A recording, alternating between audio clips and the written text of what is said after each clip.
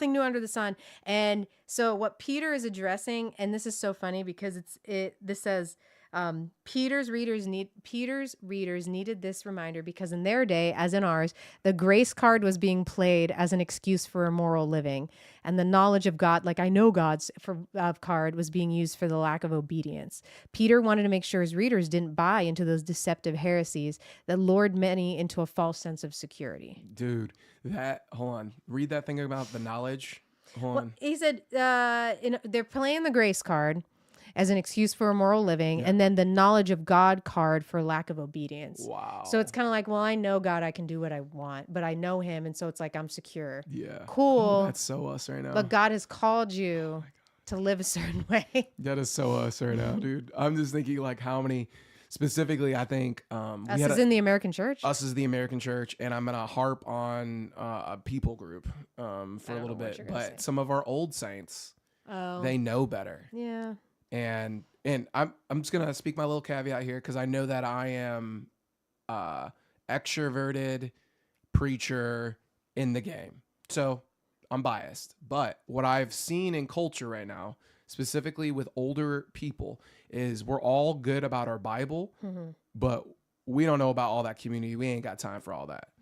Where the younger generation will be more harping on community and they won't even read their Bible.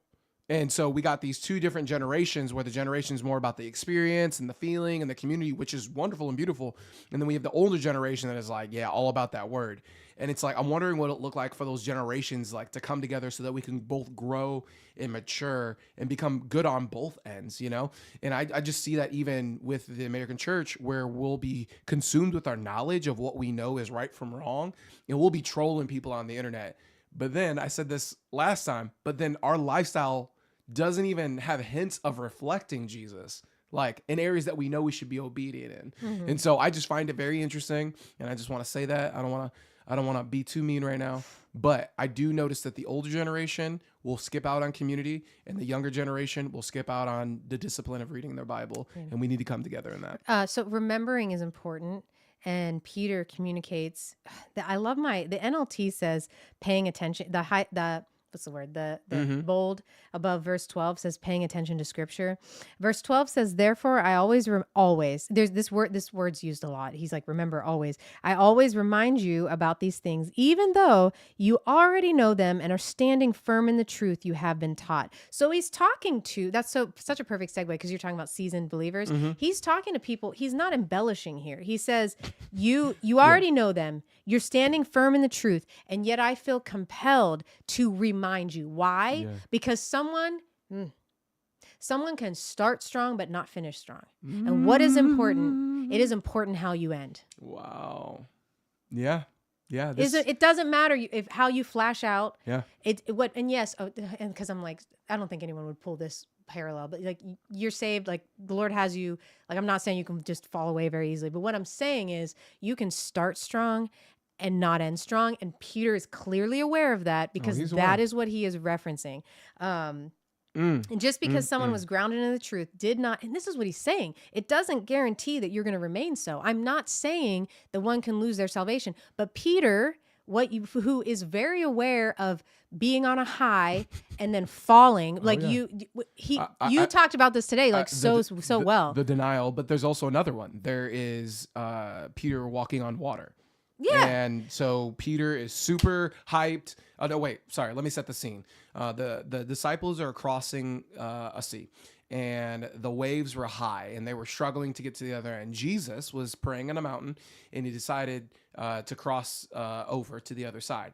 Jesus is walking on water, everybody, and sees them struggling. So he comes up to them. They're scared out of their mind.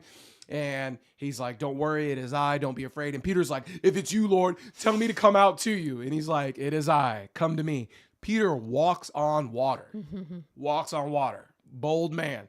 And then all of a sudden he looks at the wind and the waves and then he starts falling down and Jesus reaches out and grabs him and pulls him up. And Jesus looks at him in the face and says, why so little faith?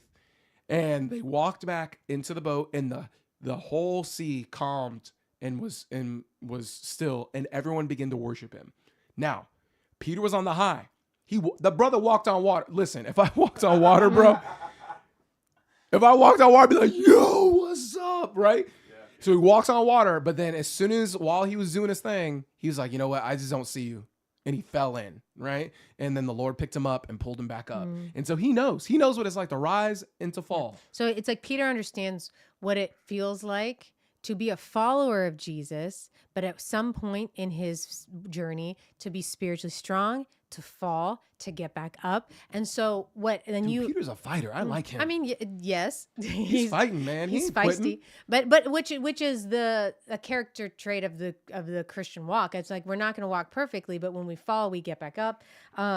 So Peter's admonishing his the people that he's writing to I have to remind this to you, although you are walking, it's almost like although you're walking strong now, if you don't continue to remind yourself, if you don't continue to do the things that you're supposed to be doing, you can slip up. Yeah. You can get in murky territory, which is unfortunate. How, like Paul was saying, that people that have been believers for a while, I feel like the longer they've been believers, it's kind of like, well, I don't need community. Like I don't need some stay steadfast in it, but some kind of like, I'll do my own thing. Like I've known Jesus for a long time. And that can be problematic for multiple reasons. One being, you're missing out on using your gifts and sharing and building up like the local church, which Jesus cares about.